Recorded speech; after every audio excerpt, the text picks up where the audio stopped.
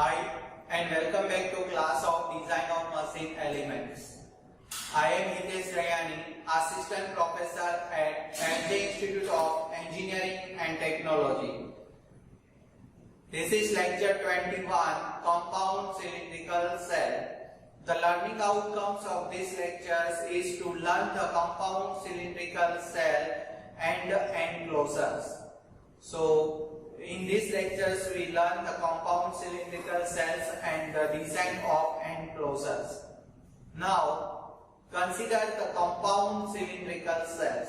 So, according to Lamb's equations, if you see in previous lectures, according to the Lamb's equations, the thickness of hole for cylindrical cell is T is equal to Ri into under root sigma T plus P divided by sigma T minus P minus 1. Here sigma T is the allowable stress and P is the internal pressure applied on cylinder. So in these equations, according to Lamb's equations, this is the thickness of cylindrical cell. And in these equations, if P greater than or equal to sigma T, at that time no thickness will prevent the failure of this cylinder. So to avoid or to overcome the difficulty of this, there are two methods. First is by compound cylindrical cells, and second is by using the theory of plasticity. So these two methods we can overcome the difficulty when the condition is P greater than or equal to sigma T. So consider the first method by using the compound cylindrical cell. So as shown in figure here are the compound cylindrical cells, and there are outer cylinders and inner cylinders, and this both cylinder is compounded by the shrinkage plate.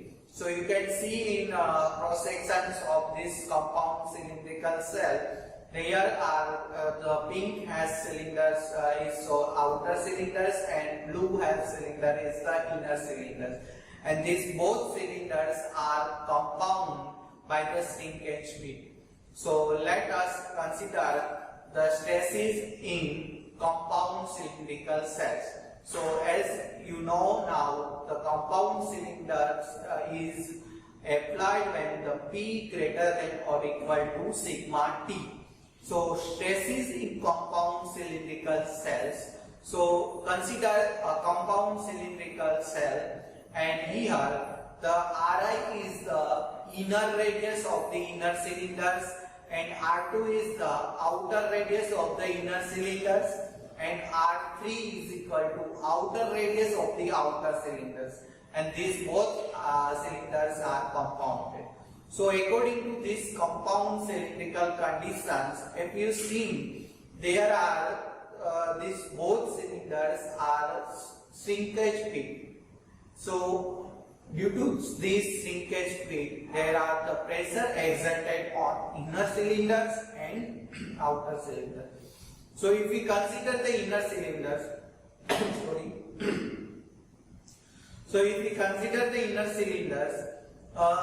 you can see there are P is applied, external force P is applied on the outer surface of the inner cylinders, and you can see that the stress distributions in inner cylinders, there are compressive stress distributions, you can see in the figures.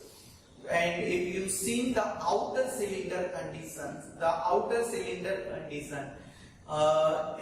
pressure P is applied at the inner radius of the outer cylinders, and due to this pressure, the stress distributions in outer cylinder is the tensile stress, and you can see the distribution of stress throughout the thickness of outer cylinder, that is the tensile stress distributions.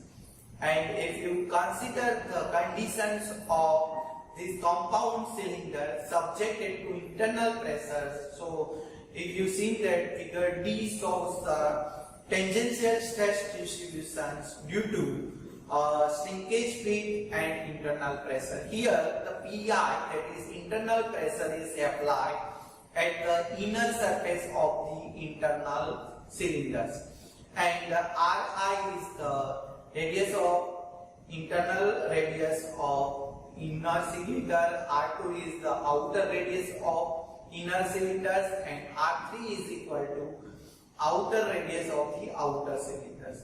And if you see the stress distribution due to the shrinkage fluid, there are compressive stress distributions in inner cylinders and tangential stress distributions in outer cylinders, and also subjected to pressure Pi at the inner radius or at the inside of the cylinder.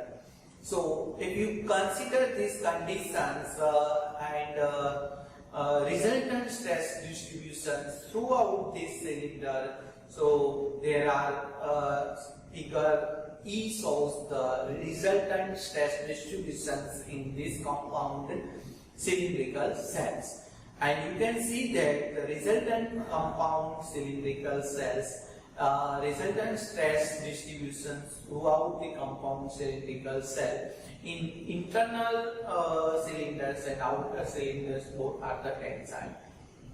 So you can see in this figure E. Now stresses resulting in these conditions due to the internal pressures. So we can use the Lenz's equations, that is sigma T, that is Pi into Ri square minus Po into Rho square divided by Rho square minus Ri square plus Ri square into Rho square divided by X square into Pi minus Po divided by Rho square minus Ri square. So and according to the Lenz's equations, the radial stress, that is sigma R, is equal to Pi into Ri square minus Po into Rho square divided by Rho square minus Ri square minus Ri square into Rho square divided by X square into Pi minus Po divided by Rho square minus Ri square. So these equations we have to use in compound cylinder also. So here sigma T is the tangential stress distribution, tangential stress, and sigma R is the radial stress, and here X shows the any radius at particular sections. So consider only the external pressure applied in cylinder. So if we consider only external pressure, we have to apply the boundary condition, that is Pi is equal to 0. So if we place the boundary conditions Pi is equal to 0, the equations of sigma T, that is the tangential stress subjected to external pressure only, it becomes sigma T is equal to minus Po into Rho square divided by Rho square minus Ri square into 1 plus Ri square divided by X square. And if we see the radial stress according to the condition Pi is equal to 0, then sigma R becomes minus Po into Rho square divided by Rho square minus Ri square into 1 minus Ri square divided by X square.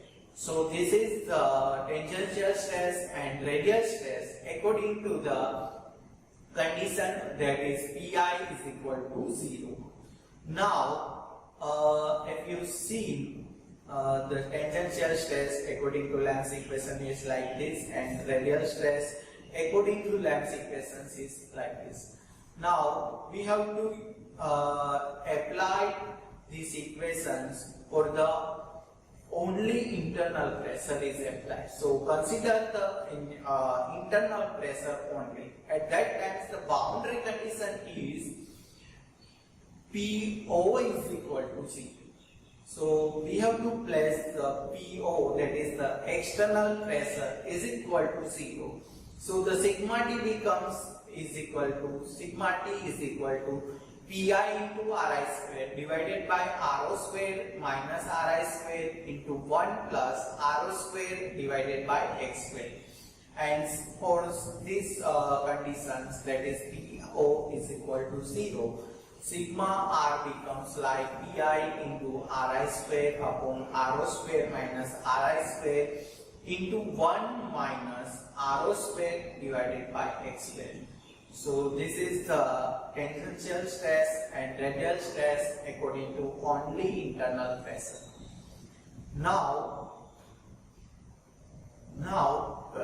consider next point is the cylinder heads and cover plates. Now we will see the design of the cylindrical cells, spherical cells, etc. Now we have to switch on to the cylinder heads and cover plates.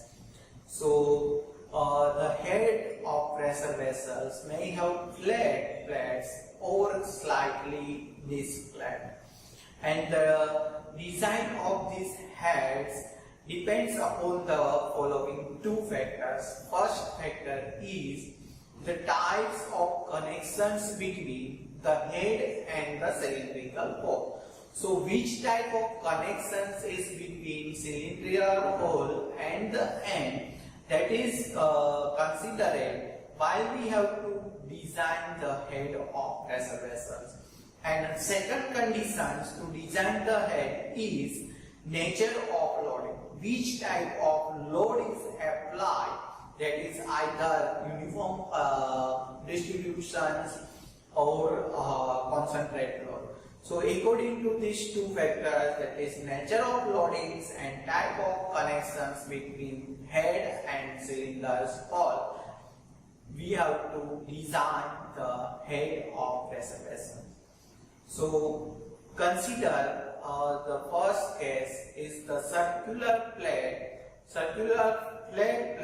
with uniform distributed load. Here the plate is circular and the loading condition is the uniform distributed load, and for that the T1 is equal to K1 into D into under root P divided by sigma T. Here sigma T is the allowable design stress, P is the pressures applied on cylinders, and D is the diameter of diameter of circumferential joint at cylinder hole and head. Here in this case K1 is the factor according to the circular plate and uniform distributed load. So value of K1 you have to take from these tables, and if you see these tables you can visualize that the K1, K2, K3 and K4, there are different factors according to the geometry of these particular heads. So here in our case the head is the circular plate. So according to circular plate we have to find the K1, and to calculate the K1 we need first the material of cover plate or heads and the types of connections. So there are materials cast iron and mild steel, and types of connection really supported in this. So whatever the conditions is given to design the head, you have to take the value of K1 according to these tables. Now second is the rectangular plate with uniform distributed load, and for this T1 is equal to A into B into K2 into under root P divided by sigma T into A square plus B square. Here A is the length of the plate and D is the width of the plate, and P is the pressure, sigma T is allowable design stress, and to calculate the thickness of this rectangular plate subjected to uniform distributed load, you need the value of factor K2, and for that you have to use these tables, and K2 you can find from material of plates and types of connections. Third case is the elliptical plate with uniform distributed load. And in this case, the T1 is equal to A into B into K4 into under root P divided by sigma T into S square plus B square. In these conditions, here small a and small b are the major and minor axis respectively. And here you have to take the value of K4 for the elliptical plate according to the material of this plate and types of connections. So you can use this table to calculate the value of K4. Now, next case is the dish head with uniform distributed load. At that time, T1 is equal to 4.16 into P into R divided by sigma U. Sigma U is the ultimate tensile strength. So here P is the pressure inside the cylinders, R is the inside radius of curvature of the plate, and sigma U is the ultimate tensile strength for the material of plate. And for this cylindrical cell, whenever you have to need the value of factor K1, K2, K3, K4, etc., you have to use this table to calculate the whole factors. So in these lectures, we learn the compound cylindrical cells and the end conditions or design of end according to the different criteria. So, thank you.